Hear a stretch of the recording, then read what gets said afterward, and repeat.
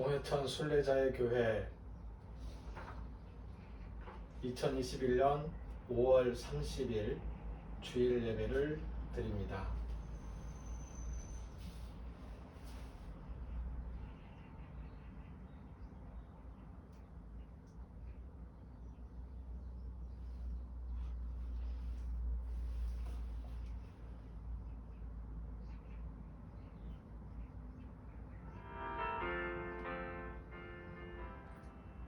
찬송가 161장입니다.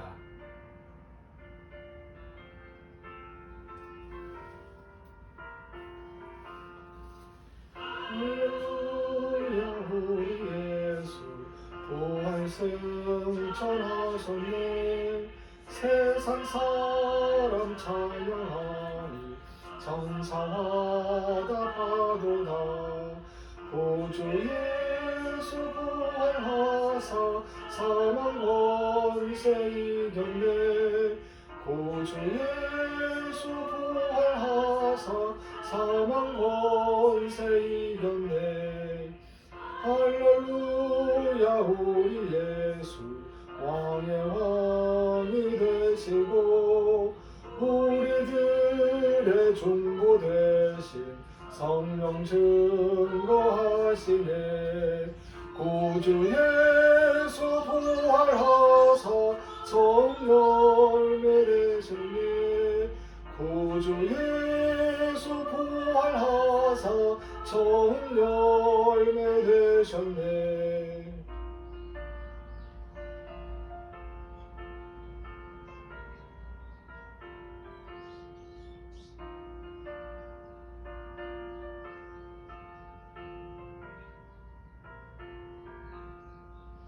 할렐루야 우리 예수 흠과 티가 없도다. 무덤 속에 있는 죄인 주가 일으키시네. 구주 예수 부활하사 영광 주로 오시네. 구주 예수 부활하사 영광 주로 오시네.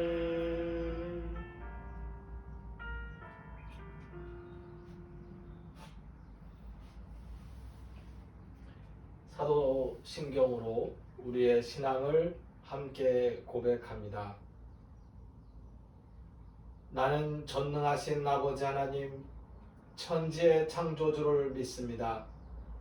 나는 그의 유일하신 아들 우리 주 예수 그리스도를 믿습니다. 그는 성령으로 잉태되어 동정녀 마리아에게서 나시고 본디오 빌라도에게 고난을 받아 십자가에 못 박혀 죽으시고 장사된 지 사흘 만에 죽은 자 가운데서 다시 살아나셨으며 하늘에 오르시어 전능하신 아버지 하나님 우편에 앉아 계시다가 거기로부터 살아있는 자와 죽은 자를 심판하러 오십니다. 나는 성령을 믿으며 거룩한 공교회와 성도의 교제와 죄를 용서받는 것과 몸의 부활과 영생을 믿습니다. 아멘. 이 시간 우리의 죄를 침묵으로 고백하는 기도를 드립니다.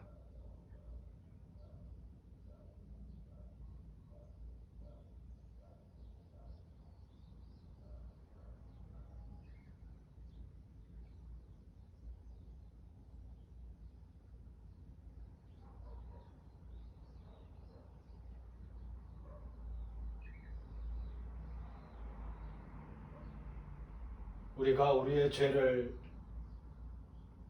숨기지 아니하고 고백할 때에 용서의 길이 열립니다. 그리스도께서 이미 십자가의 죽으심과 그 피의 흘리심으로 우리의 죄를 깨끗하게 씻었기 때문입니다. 주님께 우리의 죄를 고백할 때에 우리는 또한 우리에게 잘못한 자를 용서하겠다는 결심과 다짐이 필요합니다. 우리가 우리에게 잘못한 자를 용서한 것 같이 주님께서도 우리의 죄를 용서해 주실 것입니다. 죄 용서받음의 감사와 받은 바 은혜에 대한 감사로서 우리의 감사 기도를 계속 이어갑니다.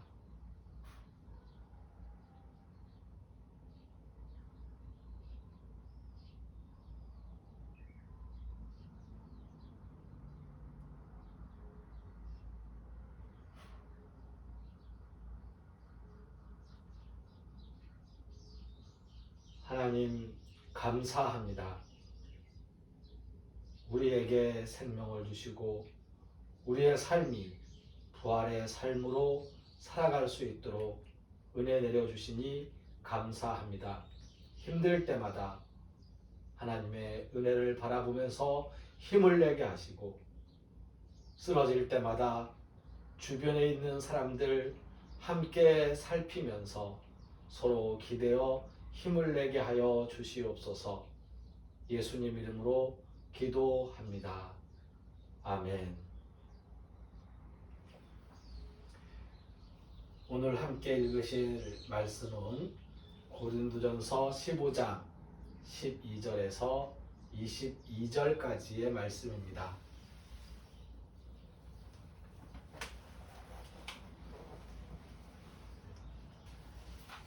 고린도전서 15장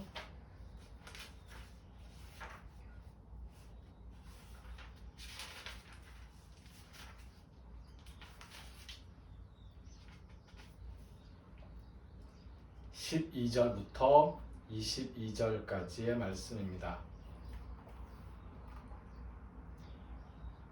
그리스도께서 죽은 자 가운데서 다시 살아나셨다 전파되었거늘 너희 중에서 어떤 사람들은 어찌하여 죽은 자 가운데서 부활이 없다 하느냐.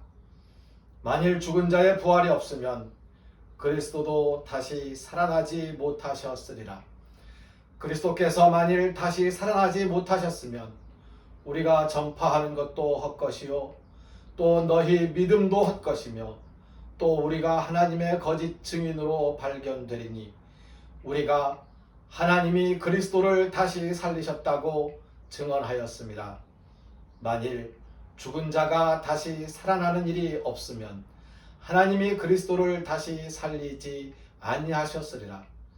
만일 죽은 자가 다시 살아나는 일이 없으면 그리스도도 다시 살아나신 일이 없었을 터이요 그리스도께서 다시 살아나신 일이 없으면 너희의 믿음도 헛되고 너희가 여전히 죄 가운데 있을 것이요 또한 그리스도 안에서 잠자는 자도 망하였으리니 만일 그리스도 안에서 우리가 바라는 것이 다만 이 세상의 삶뿐이면 모든 사람 가운데 우리가 더욱 불쌍한 자이리라. 그러나 이제 그리스도께서 죽은 자 가운데서 다시 살아나사 잠자는 자들의 첫 열매가 되셨도다. 사망이 한 사람으로 말미암았으니 죽은 자의 부활도 한 사람으로 말미암는도다. 아담 안에서 모든 사람이 죽은 것 같이 그리스도 안에서 모든 사람이 삶을 얻으리라. 아멘.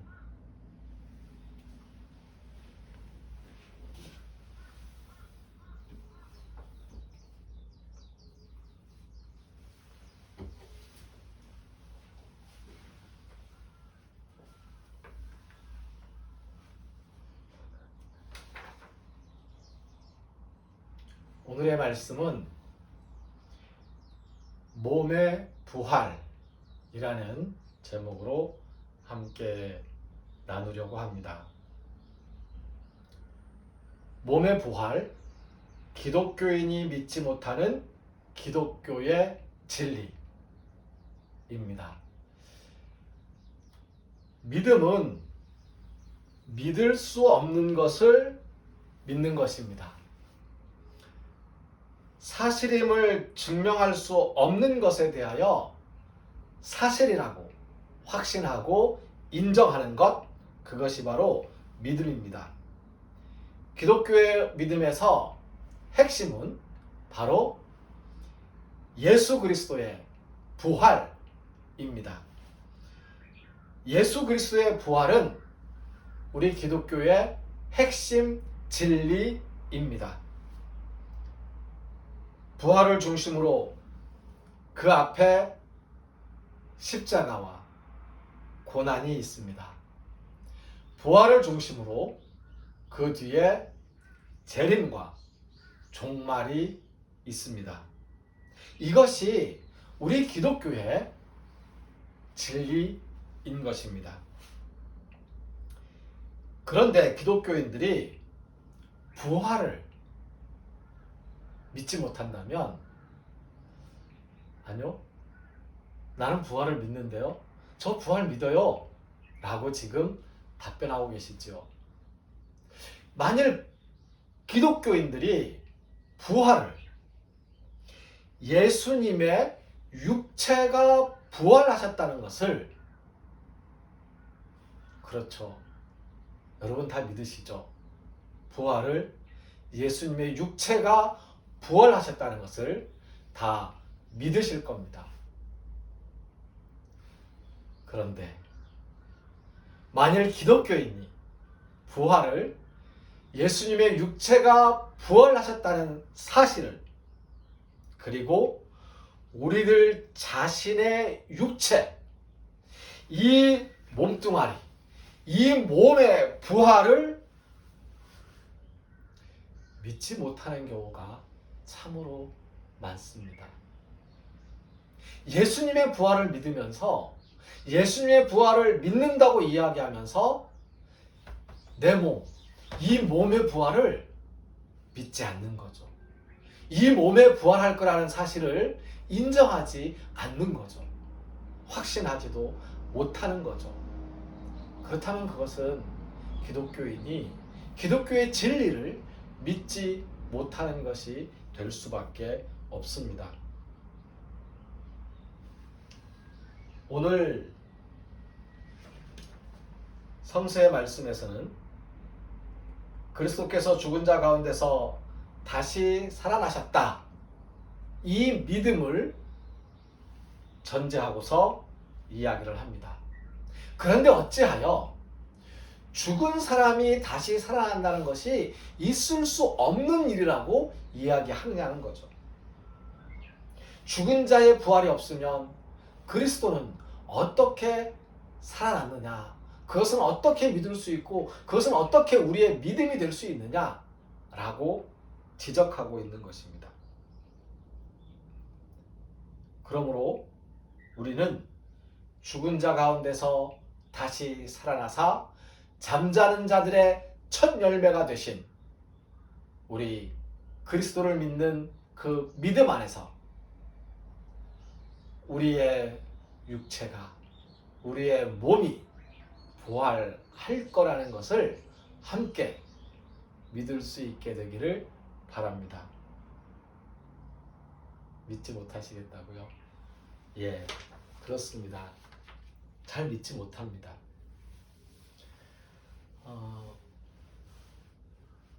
지난번에 잠깐 말씀을 드렸던 기억이 있는데,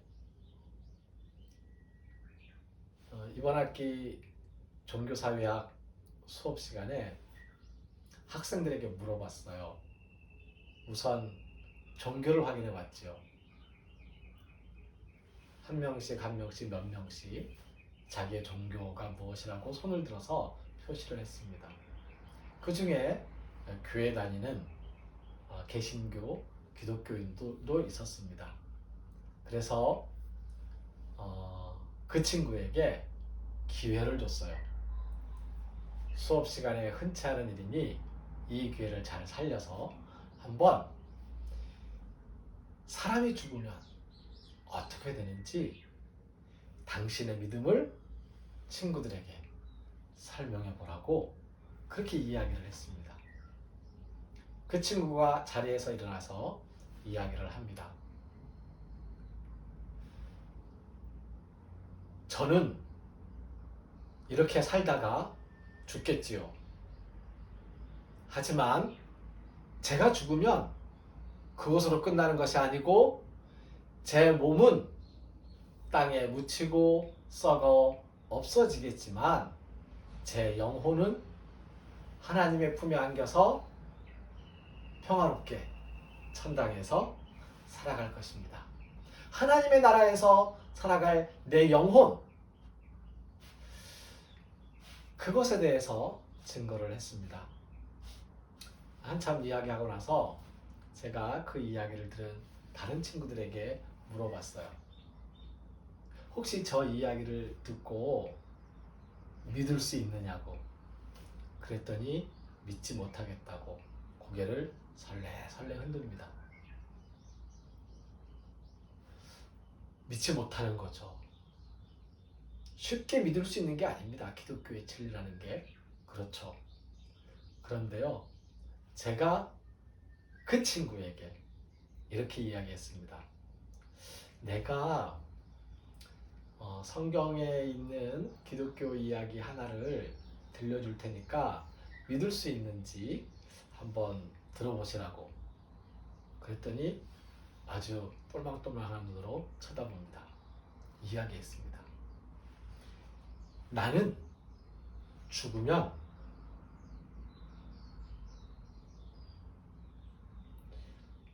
땅에 묻힐 것이고 이 몸이 썩어서 없어질지도 모르는데 1000년 뒤일지 만년 뒤일지 아니면 바로 내일일지 모르지만 예수님께서 다시 오실 때 썩은 내 몸, 무덤 속에 있을 수도 있고 납골당에 있을 수도 있고 아니면 이미 형체도 없이 사라져가지고 아예 몸에 흔적이 없을 수도 있지만 바로 그 몸이 예수님이 다시 오시는 날 그때 살아날 거라고, 깨어날 거라고. 믿을 수 있냐고. 그랬더니 그 친구가 믿을 수 없다고 이야기를 하더라고요. 그 친구 혼자만 그렇게 믿을 수 없다고 이야기하는 것은 아니고요. 제가 만나본 많은 기독교인들이 금방 제가 드린 이 말씀에 대해서 이야기를 하면 굉장히 놀라워하고 고개를 갸우뚱거리면서 저 말을 아멘을 해야 돼, 어떻게 해야 돼? 하는 눈빛을 읽게 됩니다.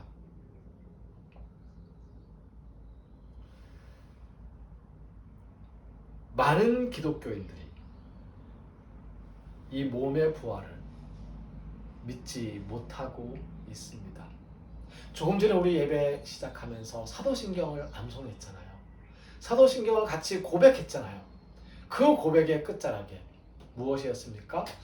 몸의 부활과 영생을 믿습니다. 우리는 몸의 부활을 끊임없이 우리의 신앙으로 고백하고 있어요. 그럼에도 불구하고 몸의 부활을 믿지 못합니다.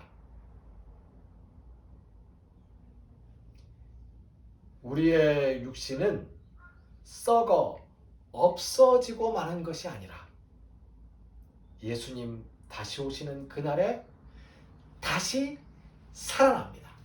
이것이 기독교의 진리이고 잠자는 성도들의 부활이야말로 믿음의 완성, 기독교의 마지막 완성인 것입니다.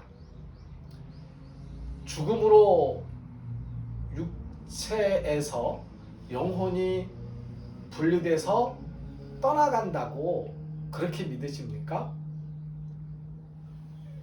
영혼과 육체가 분리되는 거라고 그렇게 믿으세요? 그렇게 믿으셔도 좋습니다. 괜찮습니다. 하지만 거기에서 한 걸음 더 나가서 육체는 썩어 없어져 버릴 거니까 아무 쓸모 없는 것이고 바로 이 영혼이 하나님 나라에 갈 것이다 라고 주장하신다면 그건 조금 많이 곤란합니다. 혹시 사람이 죽으면 육체와 영혼이 분리되지 않고 이 죽은 육체와 함께 영혼도 같이 소멸한다고 그렇게 믿으십니까? 죽으면 그걸로 끝인 거죠. 영혼이라는 것이 따로 분리될 수 있는 것이 아니라서 이 육신과 함께 그냥 죽어버리고 육신이 썩어지면서 영혼도 사라진다 라고 그렇게 믿으실 수도 있죠. 아마 밖에 있는 사람들에게 이야기하고 물어보면 다들 그렇게 믿는다고 그럴 거라고 다들은 아니고요. 대부분 그렇게 대답할지도 모릅니다. 기독교인들 중에서도 그렇게 대답하는 이들이 있을 수 있겠지요. 예, 괜찮습니다. 그렇게 믿으셔도 좋습니다. 하지만 그것으로 끝나버린다고 완전히 끝이라고 주장하시면 조금 많이 곤란합니다. 그럼 어떻게 이야기해야 할까요? 어떻게 우리의 믿음의 내용을 확인해야 할까요? 예수님께서 죽은 자들을 만나신 적이 있었지요. 한 소녀가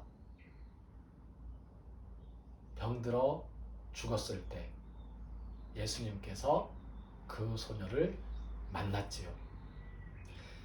나사로가 병들어 죽었을 때 예수님께서 그 죽은 나사로를 만났습니다.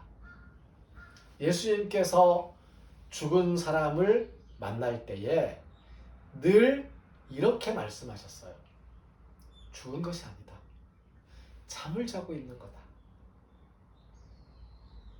예수님이 죽은 사람을 눈앞에서 만날 때는 항상 그랬어요. 잔다라고 표현 안 했습니다.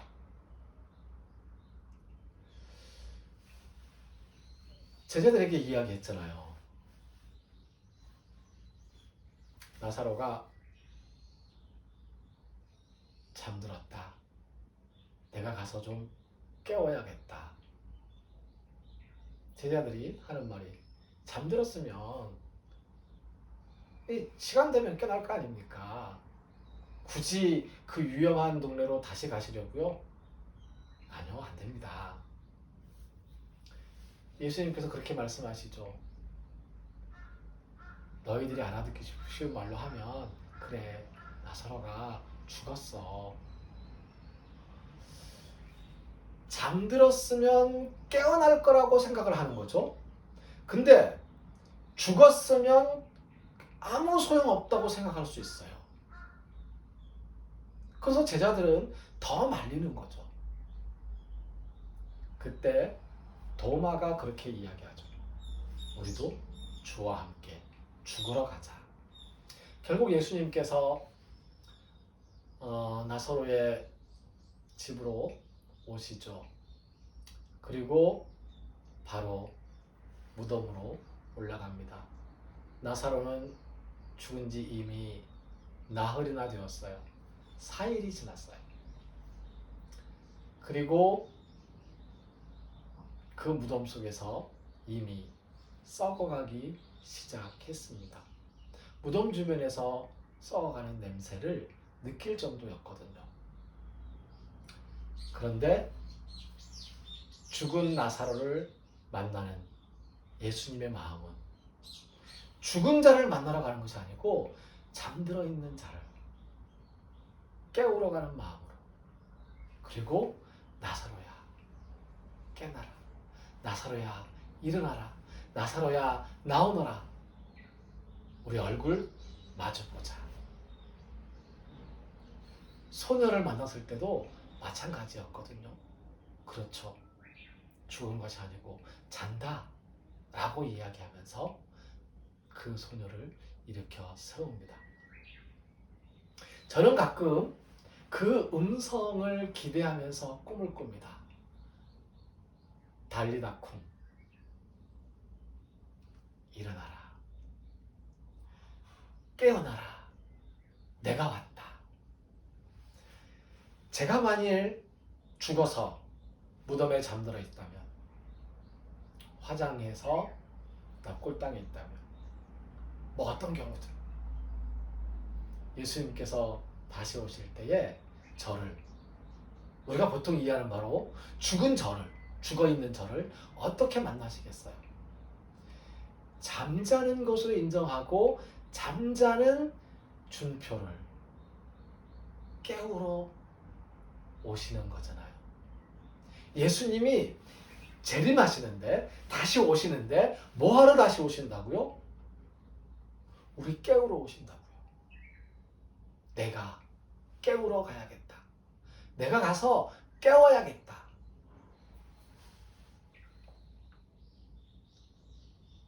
예, 우리의 육체는 죽음과 함께 깊고 오랜 잠에 빠져들게 될 것입니다. 잠자면서 아름답고 평화로운 꿈을 꾸었으면 좋겠습니다. 악몽에 시달리지 않고요. 바로 우리가 이야기하는 영혼, 하나님 나라로 가는 그 영혼은 잠들어 있는 우리 육체가 꾸는 평화로운 꿈, 바로 그것의 다름 아니라고 저는 생각해 봅니다.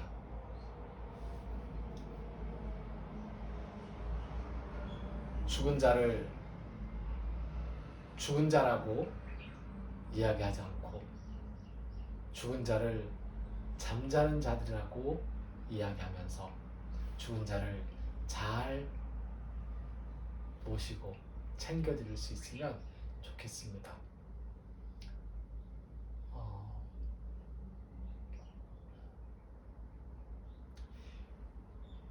사람들이 지금 점점 더 계속해서 기독교 인구가 줄어가고 있다고 그렇게 이야기하고 걱정들을 많이 하잖아요. 종교 자체의 인구가 줄어들고 있는 거지요. 그런데 다른 종교들과 비교해 보면 우리 대한민국에서 기독교가 상대적으로 확 줄고 있는 건 또 아닙니다. 젊은 친구들 중에서는 다른 종교들과 비교했을 때 기독교 인구가 조금 더 비율이 높다고 보셔도 좋습니다. 그런데 70세가 넘어가면서 개신교에서 카톨릭으로 옮겨가는 사람들이 더러더러 많이 생겨나고 있는 건 분명합니다. 맞습니다. 70세 이상 되면서 평신도들 중에서 우리 개신교에서 천주교로 교회 다니던 사람이 성당으로 옮겨가더라는 거예요. 그 이유가 무엇일까요? 생각해봤어요. 살펴봤어요. 다른 게 아니고 죽음과 관련돼 있어요. 기독교인들은 교회에서는 죽으면 육체를 그냥 쓸데없는 것으로 아무 쓰잘데 없어서 그냥 버려도 괜찮은 것으로 그렇게 생각하고 있다는 거죠. 저희 어머니가 돌아가셨을 때에 어머니는 늘 그런 이야기를 하셨었습니다. 돌아가시기 전에 죽으면 무덤 만들지 말고 매장하지 말고 화장해서 설러불라고. 설러불라는 말은 제주도 말로 그냥 없애버리라고, 치워버리라고. 그런데 저는 그 유언을 지키지 못하고 매장을 했습니다. 언젠가 다시 화장을 하려는지도 모릅니다.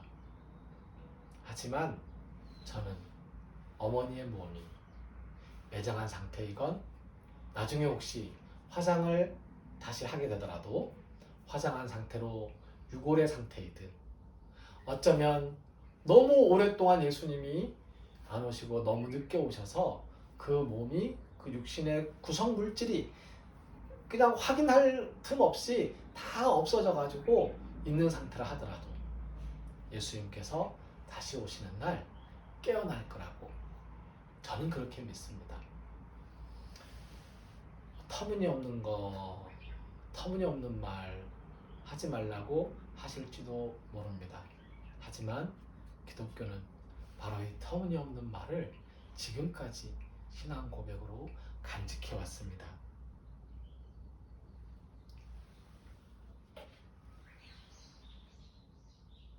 조금 전에 드렸던 말씀 마지막으로 강조하고 싶습니다. 죽음으로 영혼이 육체를 떠난다고 믿으십니까? 그렇게 믿으셔도 좋습니다. 하지만 육체를 떠난 영혼이 육체를 다시 만나지 않고 영화로운 몸으로 부활한다고 그렇게 믿고만 있으면 곤란합니다.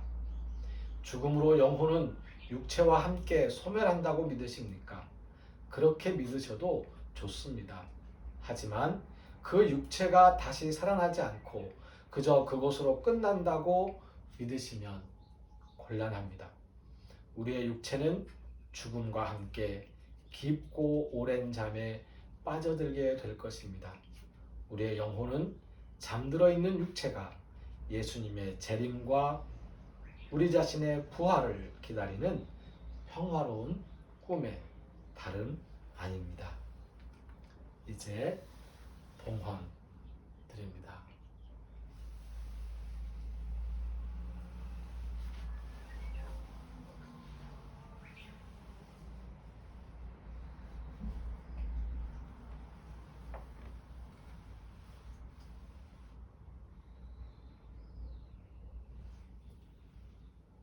우리의 정성을 모아서 우리들 육체에 땀을 흘린 그 노동의 열매로서 우리 마음의 진실한 정성으로서 우리의 시간과 공간으로서 하나님께 귀한 예물을 봉헌합니다. 받으시고 기뻐하시며 우리의 육체가 더욱 강건하여지고 우리의 영혼이 평화로워지며 우리의 시간이 넉넉하여지도록 복내려 주시옵소서. 예수님의 이름으로 기도합니다.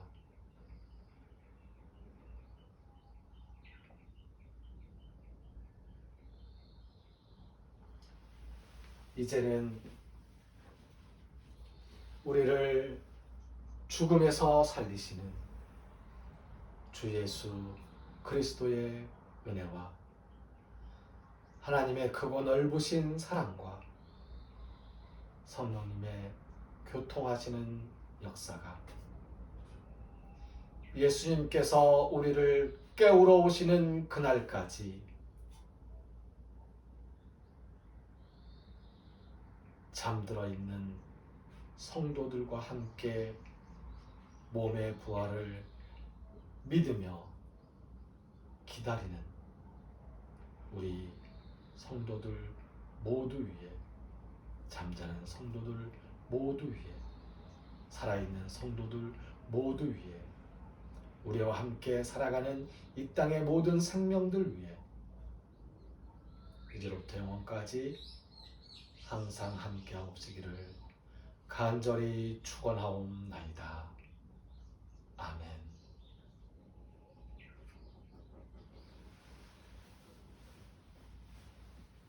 함께 부르는 찬송은 찬송가 180장입니다. 찬송가 180장을 함께 부르겠습니다.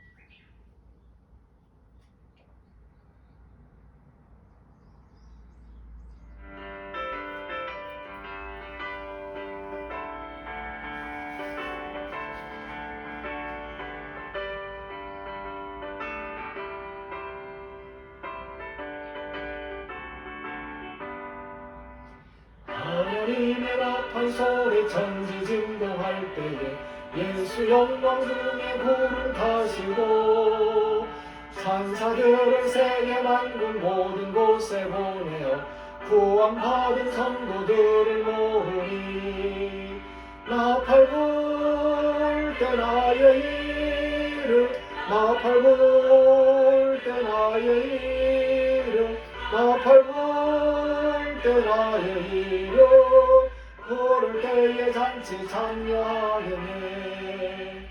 무릎 속에 잠자는 자 그때 다시 일어나 영화로운 부활 승리 얻으리. 주가 택한 모든 성도 구름 타고 올라가 공중에서 주의 얼굴 배우리. 나팔 불 때 나의 이름 나팔 불 때 나의 이름 나팔 불 때 나의 이름 부를 때에 잔치 참여하겠네.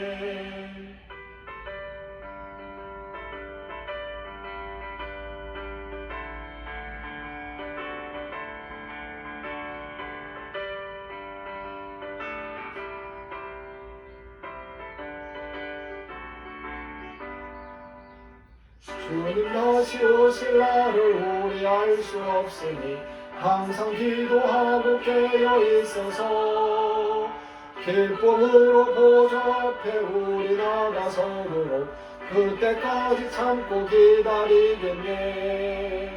나팔 불 때 나의 이름 나팔 불 때 나의 이름 나팔 불 때 나의 이름 부를 때에 잔치 참여하겠네.